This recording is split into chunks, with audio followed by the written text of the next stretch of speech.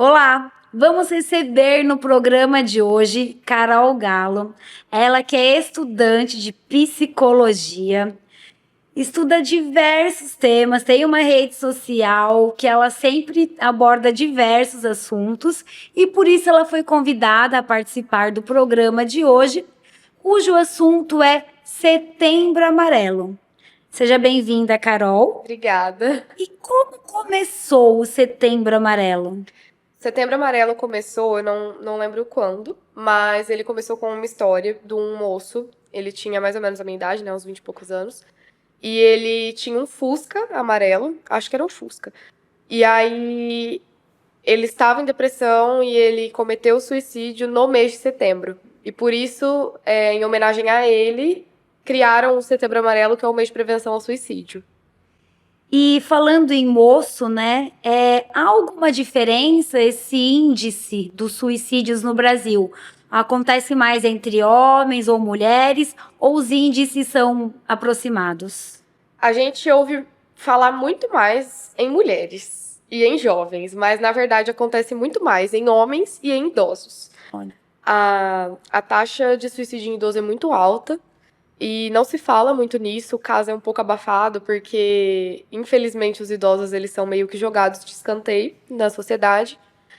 Porque já estão no fim da vida, então eles mesmos cometem o suicídio, às vezes por isso começa uma crise existencial muito grande, porque o que eu fiz da minha vida valeu a pena?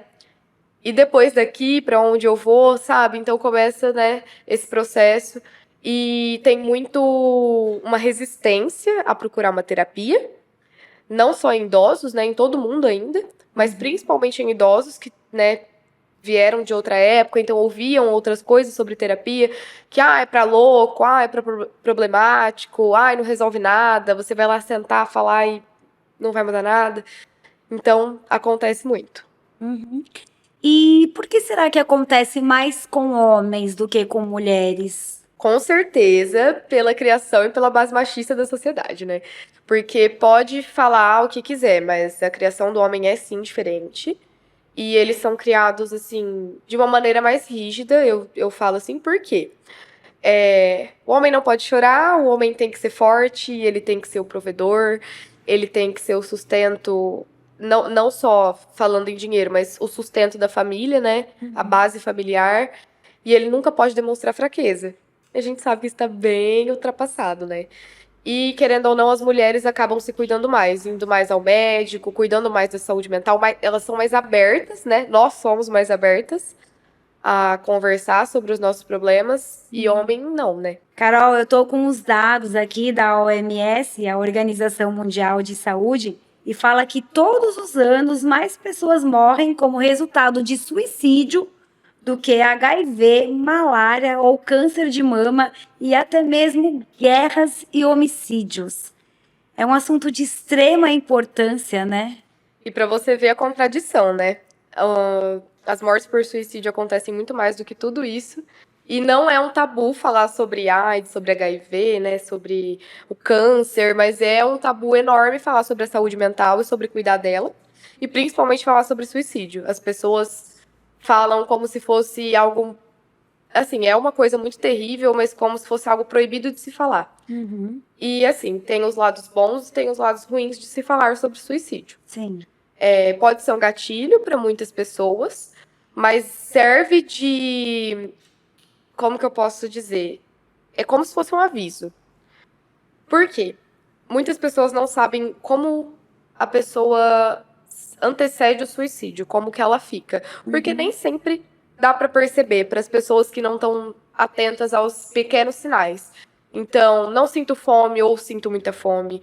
Não durmo muito ou durmo muito, durmo em excesso. E, tipo assim, é uma coisa que deveria ser falada mais, porque às vezes a gente não percebe nem a gente mesmo. E é um assunto, assim, muito delicado, mas que tem que ser trabalhado. E serve também como incentivo, né, para cuidar dessa área da nossa saúde, que é tão deixada de lado. E falando sobre tabu, depois da pandemia, muitos trabalhadores também vêm sofrendo Muita pressão mental, não só por causa da pandemia, né? Pelo mundo que a gente vive hoje em dia. E nem sempre pode ser falado isso porque fala, ah, mas pelo menos está empregado, pior é a pessoa que está desempregada. Não, mesmo a pessoa empregada, ela também pode chegar a um ponto de querer tirar a vida. Quando se fala da saúde mental do trabalhador, é um assunto muito polêmico, porque tem dois pontos. A visão do trabalhador e a visão de quem fala do trabalhador. Por quê? A gente fala muito, bate-se muito, né, em cima da gestão de empresas por conta dos funcionários e de manter funcionários e manter funcionários bem. Mas vamos pegar lá uma pessoa que trabalha 8 horas por dia, tem 1 hora de almoço e é casado, tem filhos, tem uma casa para cuidar, criança para cuidar e não é fácil, né? Então, tipo assim, é muito difícil falar da saúde mental dessas pessoas porque e o tempo? O salário mínimo é Não é suficiente. literalmente, é muito pouco. Não sobra. A gente tem que ser realista nesse ponto. Não sobra. Não sobra para uma terapia, não sobra para uma academia, querendo ou não, cuidar da saúde física é cuidar da saúde mental. E a pressão para ser bom em todos os âmbitos da vida, porque eu não sei quando que surgiu isso que a gente tem que ser perfeito em tudo, todo momento, todo dia, né? Internet também atrapalha. Com toda certeza, com a ascensão, né, das redes sociais e agora desses influencers, né? É muito perigoso, muito perigoso. E eu vejo que muita gente leva muito mais a sério os influencers do que profissionais que estudaram anos para falar de certos assuntos, né?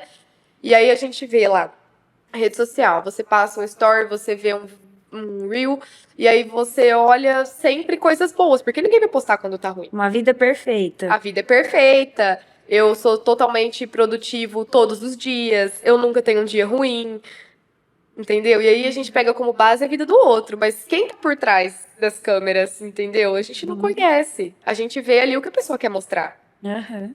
Nem sempre a pessoa tá bem também. Muito bom.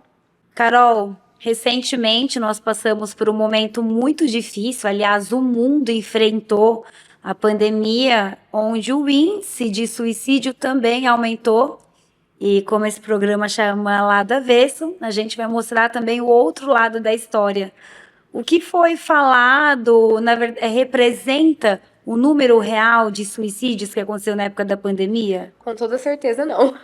É muito menor, assim, acredito eu, e por pesquisas, assim, por artigos que eu dei uma lida, não chega nem perto, porque o índice de suicídio é feito como? Por pesquisas, ok? Pela quantidade de pessoas. Só que a gente está falando de uma pandemia, de um vírus que a gente não conhecia, a gente ficou sei lá quanto tempo em casa, sem vacina, pessoas perdendo emprego, a gente não sabia o dia de amanhã, a gente tinha medo de morrer. Querendo ou não, muitos suicídios aconteceram, mas as estimativas falam ainda que muitas tentativas, assim, superaram os suicídios. Por quê? Porque as tentativas foram registradas em hospital. Porque a pessoa tentou suicídio, tenta reanimar em casa, porque como que você vai levar para um hospital num vírus que você não conhece, com superlotação? Não tinha vaga. E os casos que eles atendiam eram, tipo assim, de extrema necessidade, infelizmente, novamente. O suicídio não é visto como extrema necessidade de, assim, salvar, porque as pessoas falam, a pessoa quer se matar, deixa ela se matar, ela não quer viver. Por que eu vou ajudar? Mas é até importante falar que, assim, voltando da estatística, que as tentativas aumentaram porque tem registros em hospitais, mas os suicídios realmente feitos e concluídos, a gente não tem ideia. Até porque não podia ter velório, não podia ter... Então, os registros ficaram muito perdidos. Porque as pessoas não tinham como ir ao hospital mesmo, então não tinha como registrar o número real. A pessoa que ela quer cometer o suicídio, não, sem nem tentar, ou pode ter tentado, ela não quer acabar com a vida dela, ela quer acabar com a dor dela. É diferente. A pessoa depressiva, logicamente, não vai ver assim, porque ali ela não tá racional. Até porque, se você pegar imagens de um cérebro, de uma pessoa depressiva e de um cérebro de uma pessoa sem nenhuma patologia, ele é totalmente diferente. Porque o cérebro de uma pessoa com depressão, ele vai perdendo as funções. Então, ele não envia mais, os neurônios não fazem mais as ligações necessárias, baixa de hormônio, enfim. E aí você perde muito da sua racionalidade. Então, a pessoa que comete suicídio, ela realmente acha que quer acabar com a vida dela, que não aguenta mais viver, mas ela só não aguenta mais sofrer. Porque o sofrimento é tão grande e o sofrimento psíquico é grande que muitas pessoas preferem a dor física. Por isso a automutilação, por isso o suicídio. E o preconceito muitas vezes acontece dentro do hospital. A gente já ouviu relatos de pessoas que tentou se suicidar e chegou no atendimento médico, demorou para ser atendida, tudo porque a pessoa tentou se matar, então vamos dar prioridade agora para quem quer viver e depois a gente vê esse caso. Obviamente, nem sempre isso acontece, mas a gente sabe que é um fato e que sim, acontece muitas vezes. Com toda certeza. E normalmente quem tenta o suicídio tem muita vergonha de ou não ter conseguido, ou ter preocupado as pessoas, né? Porque, querendo ou não, a pessoa não é que ela não tá nem aí pra ninguém, ela tá, até porque depois ela sente uma culpa. Mas a chegada dessa pessoa no hospital, muitas vezes ela é recebida com desprezo, com olhares tortos, com exatamente a frase que você falou, vamos dar prioridade pra alguém que quer viver. E eu já ouvi frases do tipo, ai, se quer morrer, faz direito. Se quisesse morrer, não teria feito assim. Ai, porque tá fazendo pra chamar atenção. Se mata logo, para de dar trabalho. Então, assim, gente, o que as pessoas falam, as pessoas não têm noção do poder das palavras, né? Dói muito mais, às vezes, do que uma dor física. Para alguém que já não está bem, né? Pra alguém que já não tá bem, a pessoa afunda ainda mais, né? Você até já comentou, mas vamos falar de novo. Alguns dados que a gente pode, de repente, identificar alguém que esteja numa depressão profunda e que, de repente, possa tentar o suicídio, para a gente pensar se conhece alguém que está nessa situação e poder auxiliar. É que é uma via dupla. Por quê? São dois extremos. Ou a pessoa não come nada, ou a pessoa come muito, ou a pessoa dorme muito, ou a pessoa não dorme nada. A pessoa para de se arrumar, a pessoa, assim, num nível muito extremo, ela não toma mais banho, ela não escova mais os dentes, ela não sai mais da cama, ela não troca mais de roupa. Agora, num nível menor, a pessoa perde a vontade de fazer tudo isso. A pessoa perde a vontade de sair de casa, a pessoa fica apática a tudo que acontece. Assim, dá pra ver, assim, no comportamento. Porque a pessoa, ela era de um jeito. E a depressão transforma totalmente, tanto nas atitudes, no jeito que a pessoa fala, no jeito que a pessoa se veste. Mas, assim, o que começa a acontecer, logo o início da depressão, é perder o prazer que tinha em coisas prazerosas. Por exemplo, pra mim é muito prazeroso assistir série. Então, eu perco o prazer totalmente. Eu vou perdendo aos poucos até não sentir prazer nenhum e eu não tenho mais prazer em fazer nada. E eu só quero ficar deitado porque dormindo eu não sofro. É uma fuga. É uma fuga, com certeza. Cara, a pessoa fica sem forças, força física mesmo. Por isso não querer tomar banho, porque é um baita de um esforço tirar a roupa, ligar o chuveiro e depois tudo se arrumar, sabe? É muito difícil. Assim, a rotina fica cada vez mais pesada, a pessoa começa a não ver mais sentido em continuar.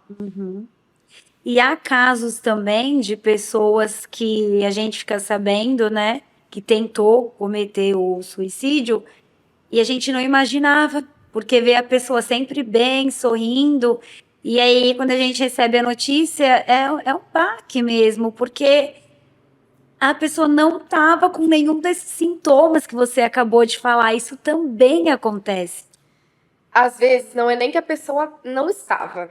A Não pessoa, demonstrava. ou ela não demonstrava, ou foi uma crise, porque o suicídio, a tentativa do suicídio, ela pode acontecer inclusive numa crise de ansiedade. Olha.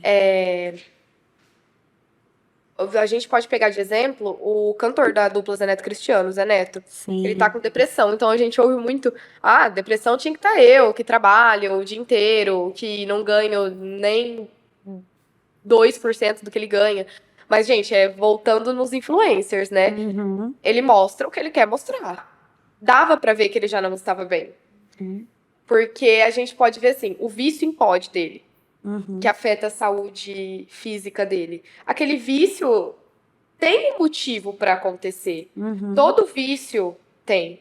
Então, o alcoolismo, o tabagismo, o pod, que, né, entra no tabagismo também, eu acho, ele acontece por algum motivo que, às vezes, ele nem estava consciente Uhum. pra começar. Mas pra continuar, era uma coisa que acalmava. E por que que ele precisava daquilo o tempo inteiro, toda hora? Porque o corpo cria resistência. E ele precisava tanto daquela calma, e ele não conseguia sozinho, que ele acabou se viciando. E aí deu no que deu, né? Os artistas, eles costumam não cuidar muito da saúde mental, principalmente pela rotina muito pesada. Então são vários shows numa noite, dorme pouco, longe da família, fica longe, muito longe da família. Então, tipo assim, é uma rotina de sono totalmente desregulada, o que já afeta as funções cerebrais e, consequentemente, o emocional. E, e eles não procuram ajuda, porque como vai procurar? Além de ter a resistência por ser homem, Uhum. em que horas? Dinheiro eles têm, mas, tipo assim, é uma resistência. E é a prova de que dinheiro não é tudo. Que é a prova de que dinheiro não é tudo, a fama não é tudo. E, eles têm o carinho de milhões de pessoas. Uhum. Bem, mas Ainda assim fica um evita-se. vazio. Com toda certeza. Ainda mais eles, né, longe da família, tendo que dar amor para pessoas desconhecidas.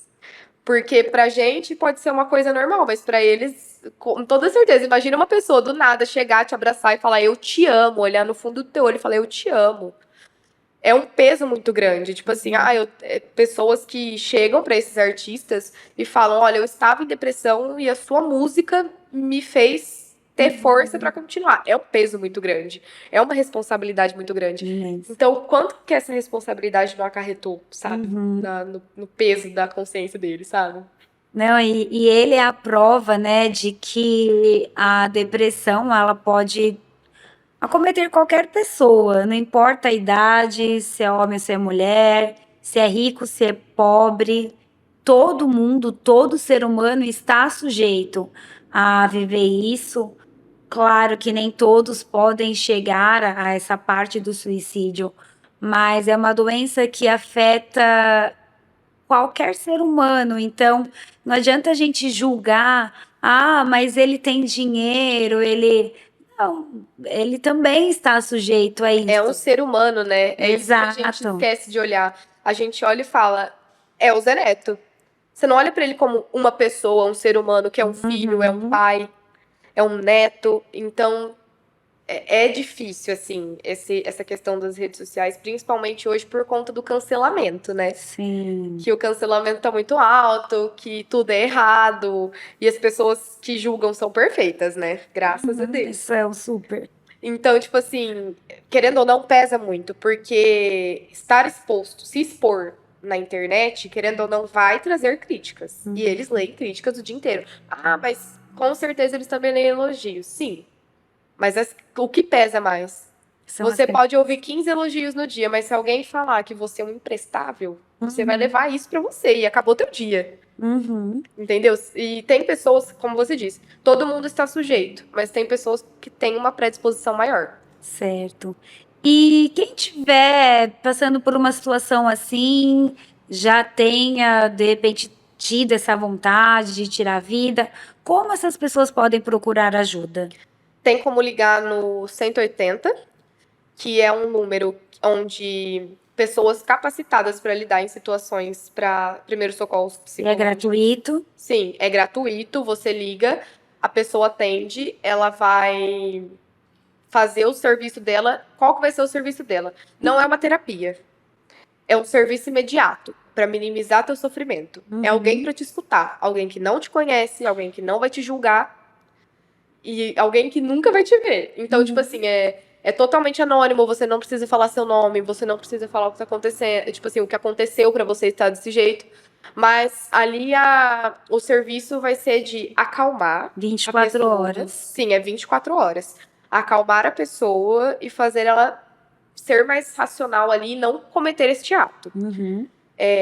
Agora, pra quem está em depressão, pensa em suicídio, é super indicado a terapia.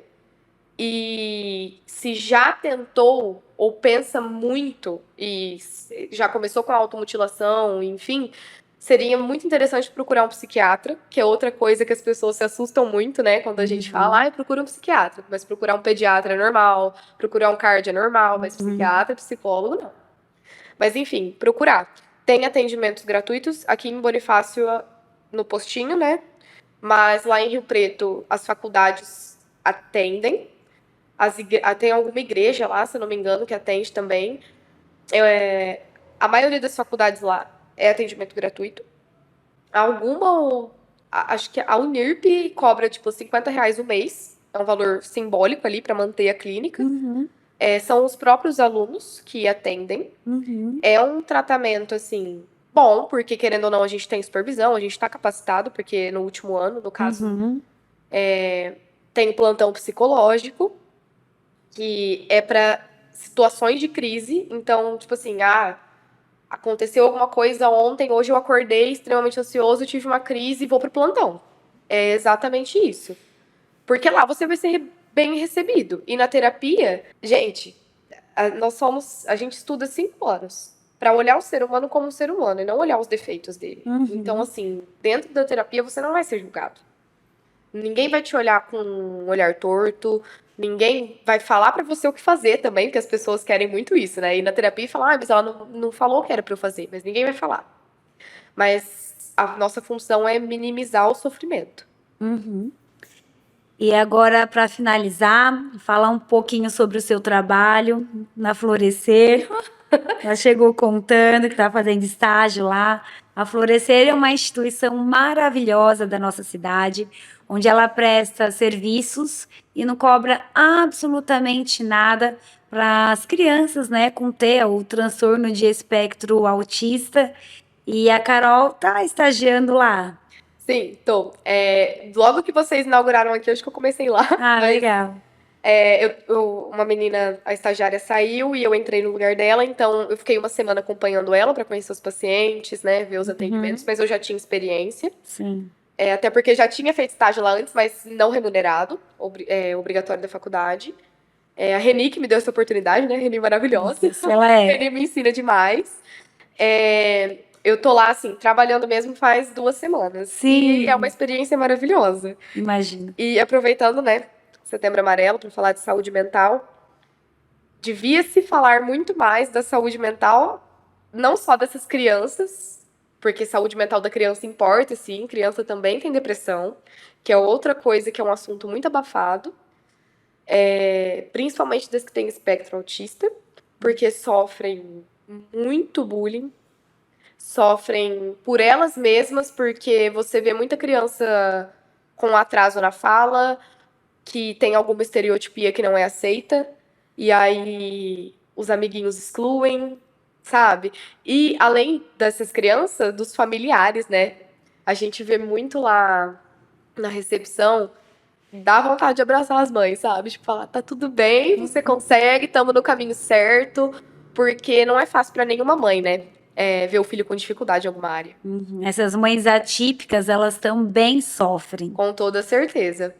Elas sofrem demais. Toda a família, toda a rede de apoio daquela mãe, daquele pai, né, que leva, sofre bastante. Estivemos hoje com a Carol Galo, estudante de psicologia, falando sobre um tema de extrema importância. Estamos no Setembro Amarelo e ela falou sobre o suicídio para gente. Nós vamos deixar o programa aqui no YouTube, alguns trechos no Instagram. E se vocês tiverem alguma dúvida, tudo, pode deixar nos comentários, que depois eu repasso para a Carol, ela vai esclarecendo a vocês. Outros profissionais que tiverem interesse também, pode responder. O importante é a gente ajudar E obrigado pela presença, Carol. Muito obrigada pelo convite, Lizzy.